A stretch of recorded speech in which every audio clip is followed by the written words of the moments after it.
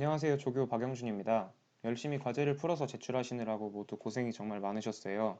온라인으로 진행하다 보니까 피드백을 직접 못 해드리고 이렇게 강의로 문제풀이를 하게 되었습니다.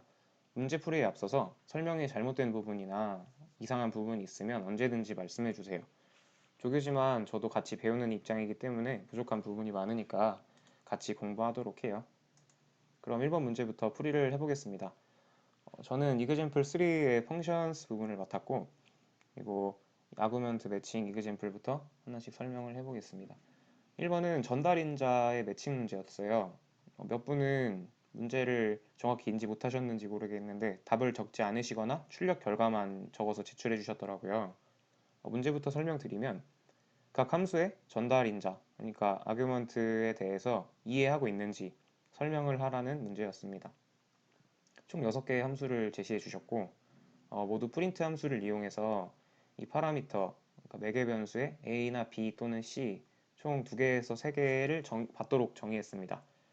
다음 셀부터 보면 각 함수의 인자를 바꿔주면서 함수를 호출하는 테스트 셀들이 나오죠. 케이스 A부터 보면 인자로 A와 B를 받아 프린트해주는 가장 단순한 함수였어요. 여기서 공부하셔야 됐던 부분은 포지션 아규먼트 키워드 아규먼트 부분이었어요. 그래서 위치 인자와 키워드 인자의 차이점을 설명해 주는 부분이 들어갔으면 좋았고, 그리고 간단히 설명해 드리면 포지션 아규먼트는 위치 그대로 인자를 넣어주는 방식이고, 키워드 아규먼트는 파라미터의 변수에 직접 값을 할당하는 방식이기 때문에 두 출력 결과가 같다는 걸 설명해 주셨으면 됐습니다. 케이스 B를 보면 튜플과 딕셔너리를 인자로 어떻게 전달하는지에 대한 방법과 그 이해한 부분을 설명해 주셨으면 됩니다. 테스트 케이스를 보면 F2, F3, F4 이렇게 함수를 3개를 비교하고 있는데 각 별들을 하나씩 또는 2개씩 넣어서 튜플 또는 딕셔너리를 인자로 받는 것으로 정의했고 출력 결과를 확인해 보면 이렇게 튜플과 딕셔너리로 할당이 된 것을 설명해 주시면 됩니다. 케이스 C는 F5 함수였는데 함수를 정의할 때 인자의 값에 기본값을 어떻게 정의해 주는지 그것을 설명하는 문제였어요. 이것도 비교적 간단한 문제였죠. 그리고 케이스 D는 위에서 봤던 튜플로 인자를 전달하는 방식과 기본값을 할당하는 바로 위의 문제를 동시에 전달할 수 있냐 하는 문제였습니다. 그 부분을 설명하는 문제였는데 큰 어려움은 없으셨을 거라고 생각을 해요. 왜냐하면 출력값을 다 미리 주셨기 때문에 공부를 하고 적으면 되었기 때문에 큰 질문은 없을 거라고 생각은 합니다. 다만 몇 가지 알려드리고 싶은 부분이 있어서 짚고 넘어갈까 해요. 제가 추가 설명 파트를 조금 만들었는데 앞서서 저도 혼용해서 사용했던 파라미터랑 그 아규먼트의 차이가 뭔지 간단히 설명을 해드릴까 합니다. 일단 파라미터는 한국어로 매개변수라고 하고 이름에서 알 수 있듯이 변수의 개념이에요. 함수 정의 부분에 괄호 안에 들어가는 변수들입니다. 그리고 아규먼트는 한국어로 전달인자라고 하고 함수를 호출할 때 실제로 전달되는 값이에요. 그러니까 아규먼트는 호출할 때 제공되는 값이니까 계속 바뀔 수 있겠죠. 이 부분 좀 알고 넘어가시면 될 것 같고 그리고 아까 케이스 C에서 잠깐 나왔었던 기본값 할당 문제인데 굉장히 쉬워서 쉽게 넘어갔는데 주의할 점이 있어서 간단히 설명드릴까 해요. 만약 이해가 안 되시면 그냥 넘어가도 되는데 혹시 공부하실 때 이렇게 공부하면 좋다 하는 방법을 제시해 드리려고 합니다. 아까와 같이 우리가 프로그래밍을 할 때 어떤 함수를 정의할 때는 값이 없는 인자에 대해서 기본값을 초기화해 줄 때 이렇게 값을 할당해 주곤 하죠. 이때는 저희가 생각한 대로 아무 문제 없이 코드가 잘 작동합니다. 보면 제가 미리 코드를 조금 타이핑 해왔는데 보면 파라미터에 3을 넣었죠. 그래서 그대로 함수를 호출했을 때는 파람에 더하기 1을 한 다음에 프린트해라 하는 함수라 4가 출력됐고 그리고 10을 넣었을 때는 기본값이 아닌 10을 인자로 할당해 주기 때문에 더하기 1을 하면 11이 출력되고 그 다음에 또 원래 선언했던 함수 3이 다시 출력이 돼서 4가 나오게 됩니다. 이거는 이제 이뮤터블 객체 중 하나인 넘버 객체로 기본값을 할당할 때는 아무 문제가 없다는 거를 보여드리고 싶었고 그리고 간단한 예를 하나 더 보면 뮤터블 객체일 때 문제가 발생할 수 있어요. 간단한 예로 타임 클래스를 임포트 받아서 현재 시각을 출력하는 cTime 메소드를 호출해 보면 현재 시간이, 그러니까 제가 출력했던 시간이 이렇게 됩니다. 지금 다시 간단히 출력해 봐도 되는데, 예, 현재 시간이 잘 출력되죠. 그리고 다음 걸 호출하면 4초가 지난 45초, 이렇게 이런 값들이 출력이 됩니다. 근데 이걸 함수로 만들어서 제가 showtime, 이렇게 지금 시간을 출력하는 함수를 만들고 싶어요.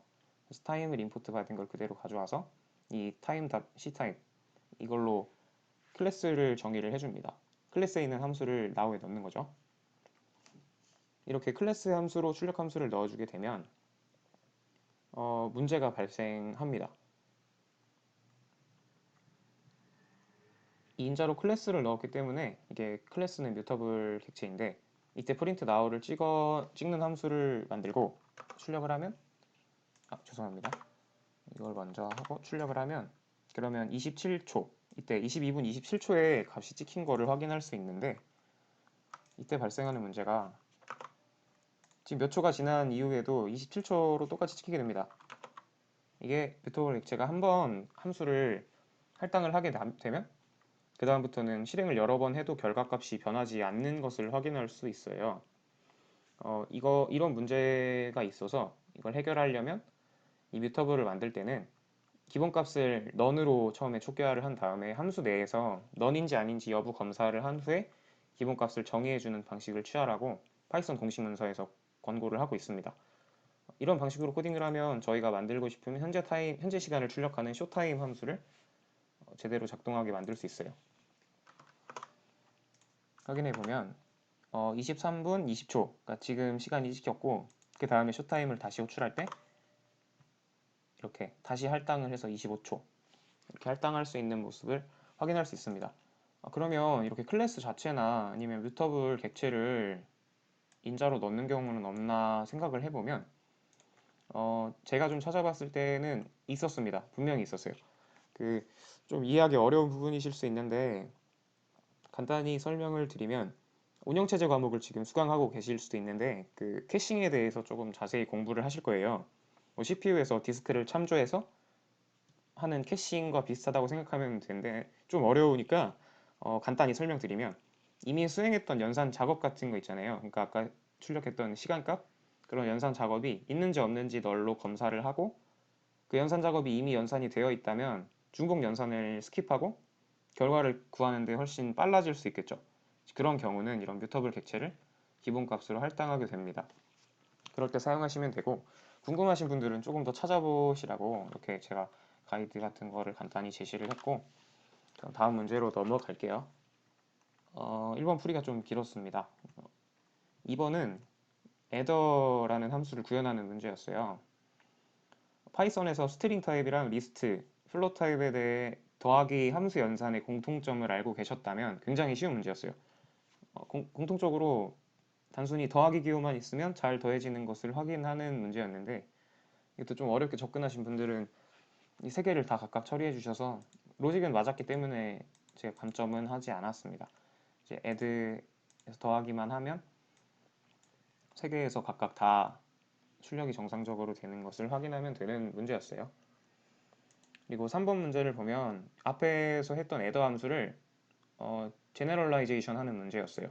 그러니까 임의의 개수의 인자를 받아도 모두 더할 수 있도록 함수를 구현하는 문제였습니다.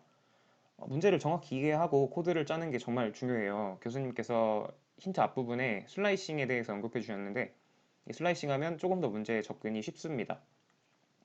풀이법이 이 문제가 가장 다양했는데 로직이 맞았다면 저는 아니면 또 일반화를 잘 시켰다면 감점하지 않고 채점을 했습니다. 제가 생각했던 풀이법은 임의의 개수를 모두 인자로 받았어야 했기 때문에 sum value라는 변수에 첫 번째 인자를 할당을 했어요. 그 다음에 남은 부분은 슬라이싱을 이용해서 두 번째 인자부터 끝까지 모두 sum value에 더하는 방식으로 프로그래밍을 했습니다. 이렇게 풀어주신 분들도 많았고 슬라이싱을 굳이 이용하지 않으신다면 이 for의 range를 이용해서 forup해서 i번째 인자에 직접 접근해서 꺼내오는 방식으로 하는 풀이 방법도 있었습니다. 감점을 한 부분은 제가 의견에 설명을 좀 적어뒀어요. 그러니까 참고하시면 되고 가장 대표적인 오답들이 아래와 같이 일반화가 안 된 경우였습니다. 인트나 플롯 타입만 테스트해서 올려주셔가지고 제가 다 스트링이랑 리스트를 테스트 해봤어요.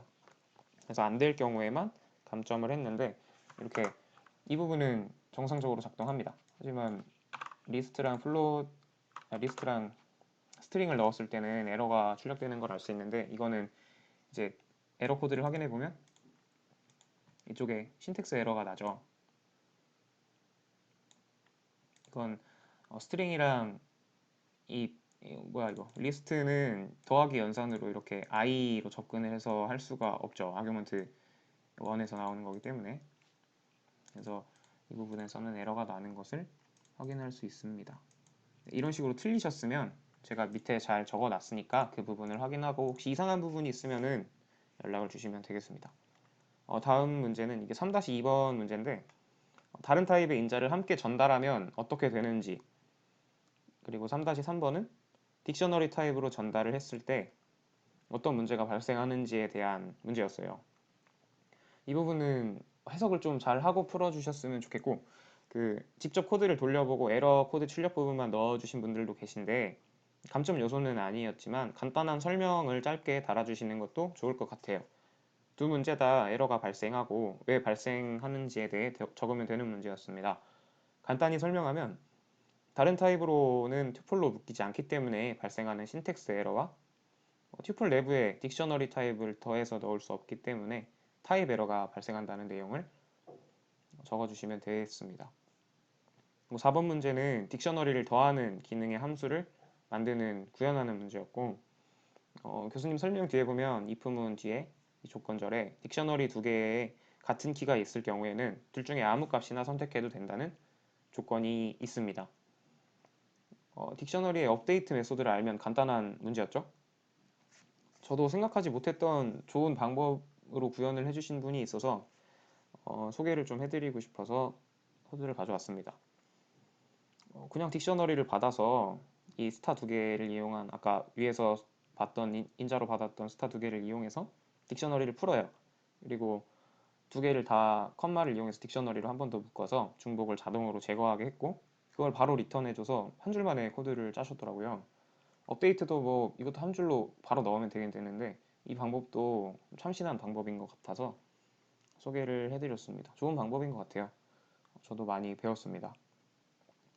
다음은 4-2번 문제로 딕셔너리 대신에 리스트를 인자로 전달하면 어떻게 되냐는 문제였죠.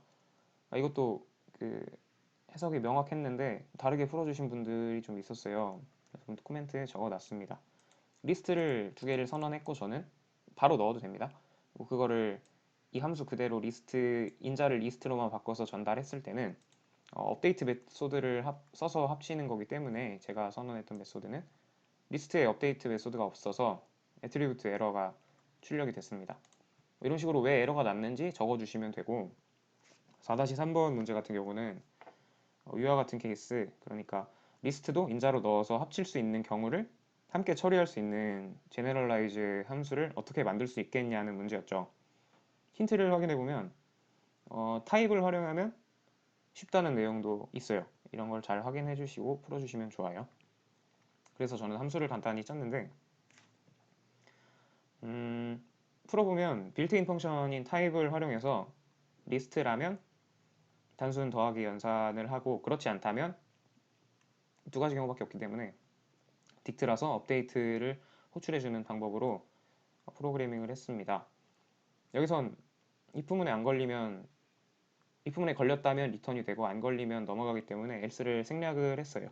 그리고 이 부분에 위에 함수 정의했던 리스트 더하는 함수 여기다가 넣어주고 그리고 이쪽에 이 두 줄짜리를 아까 딕셔너리 더하는 add dict 이 함수를 호출해 주신 분들도 있는데 그것도 굉장히 좋은 프로그래밍 기법입니다.